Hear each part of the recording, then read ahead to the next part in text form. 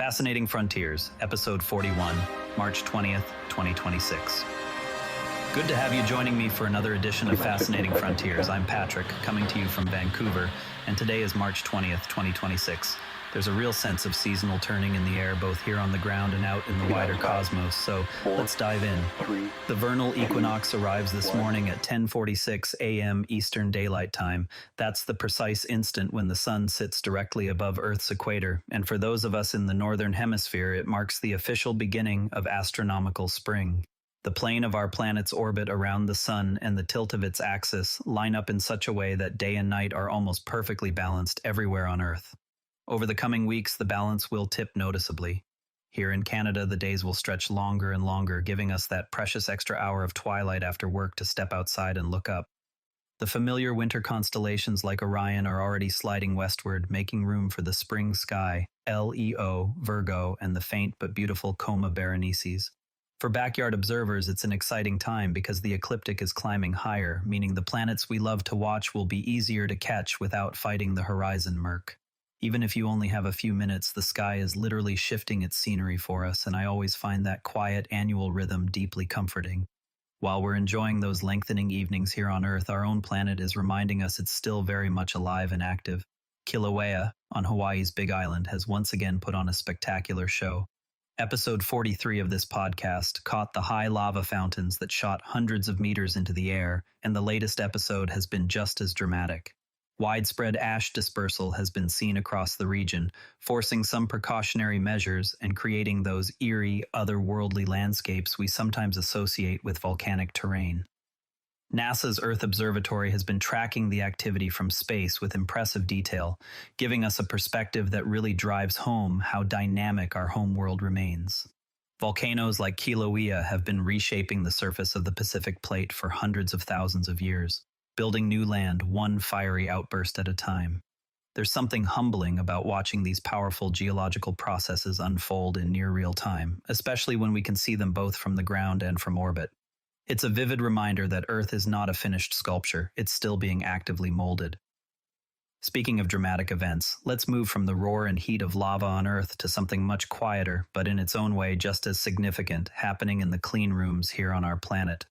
NASA's Nancy Grace Roman Space Telescope has successfully completed its major pre-launch environmental tests. The observatory passed rigorous acoustic, vibration, and electromagnetic compatibility checks with flying colors. These tests are designed to simulate the violent shaking, roaring noise and electrical environment it will experience during launch, and they also confirm that all the delicate instruments will function properly once it reaches the cold quiet of space. The results mean the mission remains firmly on track for its planned early 2027 launch. I have to say, I'm genuinely excited about what this telescope is going to deliver. Roman is built around a 2.4-meter mirror, the same size as Hubble's, but it will have a field of view 100 times wider. That means it can survey huge swaths of sky in a single pointing, hunting for exoplanets through microlensing, mapping the structure of the Milky Way, and probing the mysterious nature of dark energy. It feels like we're about to get a new set of eyes on the universe that will complement the work of both Hubble and Webb beautifully. While Roman is still waiting for its ride to space, another major mission is already well on its long journey through the solar system. ESA's Jupiter Icy Moons Explorer, affectionately known as JUICE, has been coasting since its launch in 2023 and is preparing for its eventual arrival in the Jovian system in 2031. The spacecraft will focus primarily on the three largest icy moons, Ganymede, Europa, and Callisto. These worlds are fascinating because each appears to hide a vast subsurface ocean beneath its frozen crust, raising the tantalizing possibility that habitable environments might exist far from the sun. In addition to its main targets, JUICE will also conduct bonus observations of several of Jupiter's smaller moons. With 95 known satellites in total around the gas giant, gathering data on as many as possible is smart mission planning. We could learn how these minor moons formed, whether they were captured asteroids, fragments from larger collisions, or built from the same swirling disk of material that gave rise to Jupiter itself. The spacecraft's instruments will study their compositions, cratering records, and orbital dynamics, potentially rewriting parts of the story of how the outer solar system assembled itself billions of years ago. I love missions like this that maximize their scientific return by being curious about everything they fly past. Staying in the outer solar system for a moment before we swing back home, a bright visitor recently lit up our own skies in a much more immediate way. A brilliant daytime fireball streaked across the heavens over Ohio, and the event may have dropped meteorites somewhere between Akron and Canton. Witnesses described it as startlingly bright, even against the blue daylight sky, which tells you just how energetic the incoming object was. Events like this create a rare and exciting opportunity for meteorite hunters because the fall was witnessed in real time. Recovering fragments from a fall that people actually saw is always special. It lets us study material that was floating in space only hours earlier, before it was altered by Earth's atmosphere or contaminated by our planet's surface. There's a good chance that citizen scientists and dedicated hunters will be out combing fields in the coming days, and any finds could end up in labs around the world. It's one of those lovely intersections where ordinary people can make a genuine contribution to planetary science. From rocks falling to Earth, let's turn our attention to something that helps us navigate our planet with far greater precision than ever before. On March 9th, a NASA laser retroreflector array mounted on the GPS-3 SV09 satellite officially became operational. The instrument works by reflecting laser pulses sent from ground stations back to those same stations, allowing scientists to measure the satellite's position with extraordinary accuracy. The satellite itself was launched back on January 27th, and this new hardware is now actively contributing to the ongoing refinement of the global positioning system. By bouncing lasers off these special mirrors, we can detect tiny deviations in the satellite's orbit caused by everything from solar radiation pressure to the subtle tug of Earth's gravity anomalies. Those improved measurements feed back into the system, making the everyday navigation we all rely on, whether we're driving across town or hiking in the mountains, just that little bit more reliable. It's a beautiful example of how fundamental physics and clever engineering quietly improve our daily lives. Precision from space isn't just useful for navigation, it's also becoming critical for the next generation of rockets that will carry us farther into the solar system. NASA engineers have been gathering valuable data on how large-scale liquid oxygen and methane propulsion systems behave during explosion scenarios. These tests focus on the exact types of engines and tank designs used by several commercial providers, and the work is aimed at supporting safer designs for the bigger rockets of tomorrow. As vehicles grow larger and start carrying millions of pounds of cryogenic propellant, understanding the complex dynamics of how those propellants can mix and ignite in failure modes becomes essential. The data collected will help engineers build better containment systems, improve venting designs, and create fail-safes that can prevent small problems from becoming catastrophic. Safety in spaceflight is clearly on everyone's mind these days, and it's reassuring to see this kind of methodical, data-driven work happening behind the scenes. Safety in human spaceflight also brings us naturally to a trailblazing commander whose story continues to inspire. Retired astronaut Eileen Collins recently appeared on the Space Minds podcast and shared some wonderful insights from her career. She was the first woman to pilot the space shuttle and later became the first woman to command one as well. In the interview, she talks candidly about the skills and experiences required to sit in the commander's seat, everything from technical mastery to the ability to keep a crew calm and focused during high-stakes moments. Her path from test pilot to shuttle commander offers valuable lessons for today's astronauts who are preparing for missions to the moon and beyond. It's genuinely inspiring to hear her reflect on breaking barriers in human spaceflight and to realize how far we've come in a relatively short time. Stories like Eileen's remind us that exploration is not just about machines, it's also about the remarkable people who fly them. From breaking barriers in human spaceflight, we move to the steady, reliable work of keeping our current outpost in orbit supplied. Roscosmos's Progress 94 spacecraft is scheduled to launch on March 22nd at 7:59 a.m. Eastern Daylight Time. It will carry approximately 3 tons of food, fuel, equipment, and other supplies to the International Space Station. NASA will broadcast both the launch and the subsequent automated docking, giving us all a chance to watch another chapter in the ongoing logistics ballet that keeps the station running. These regular resupply flights remain absolutely vital for the international crew living and working 400 kilometers above us. Without them, the research, maintenance, and day-to-day life on the station simply couldn't continue at the current pace. There's something reassuring about seeing this steady traffic to and from orbit. It shows that even with all the new players entering the space arena, the fundamental job of maintaining humanity's permanent presence off the planet continues without missing a beat. While we keep the station supplied, there's growing interest in putting entirely new kinds of infrastructure in orbit. On March 31st, a virtual event sponsored by Starcatcher will explore the energy challenges of running data centers in space. Participants will examine how space-based computing could reshape our entire approach to data infrastructure in the coming decades. The idea of placing server farms above the atmosphere raises all sorts of fascinating engineering questions.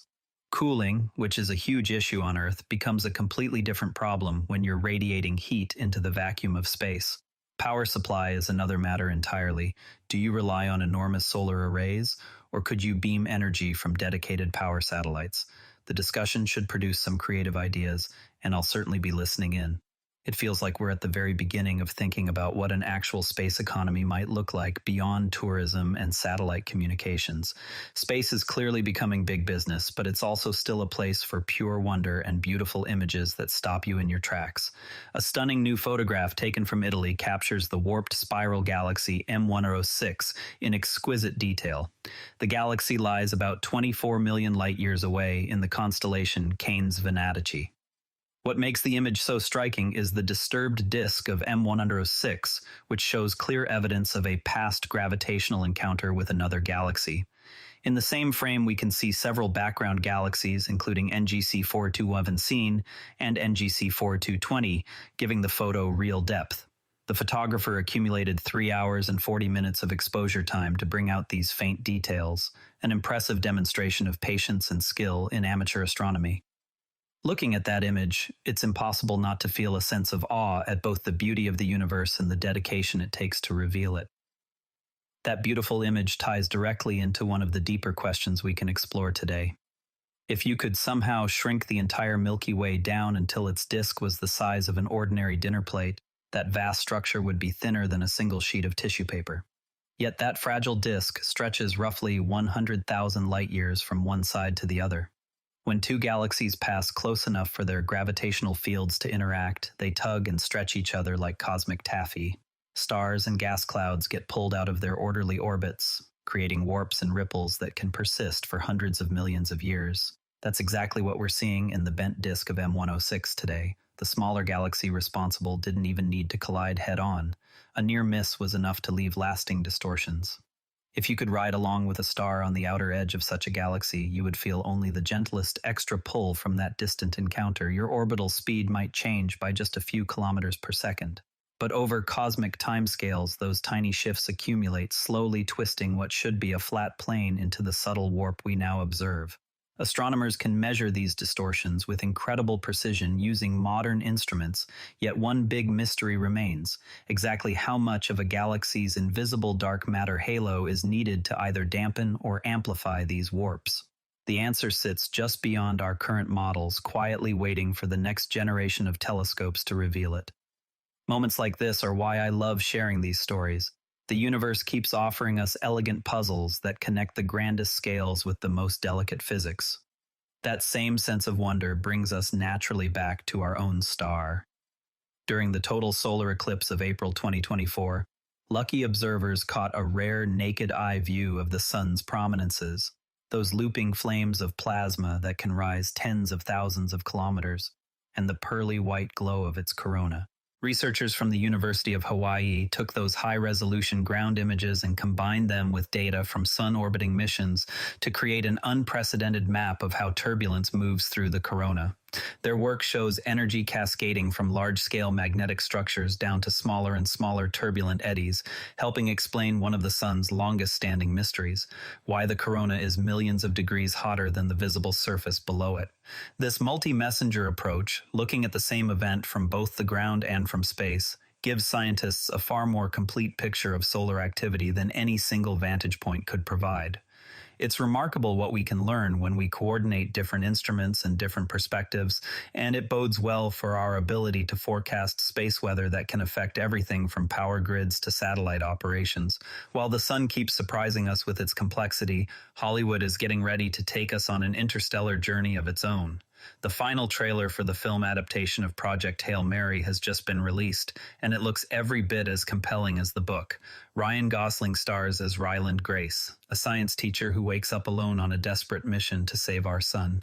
The movie premieres tomorrow, and I'm really looking forward to seeing how they translate the novel's clever science into visual storytelling. It's exciting to see serious, thoughtful science fiction reaching the big screen again. Stories like this don't just entertain, they help spark public interest in the real science and exploration happening right now. From big screen space adventures, we come back down to some delightful real world collectibles that capture the joy of spaceflight in a different way. LEGO has released its first official Tintin collection, and the centerpiece is a beautifully detailed moon rocket complete with 6 minifigures.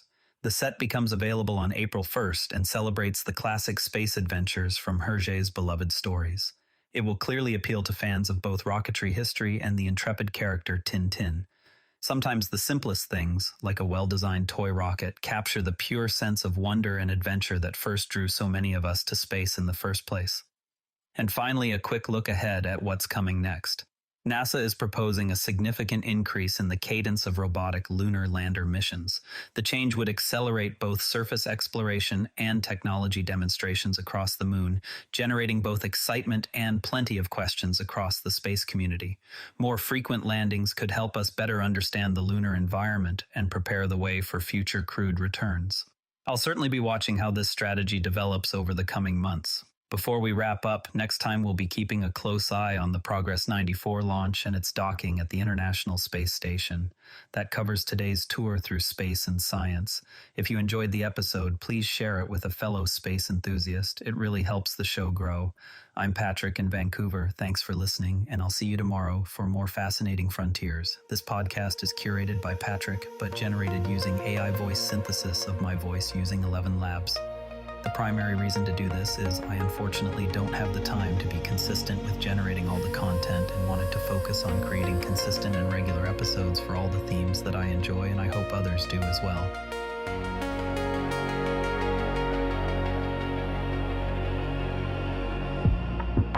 Drifting south.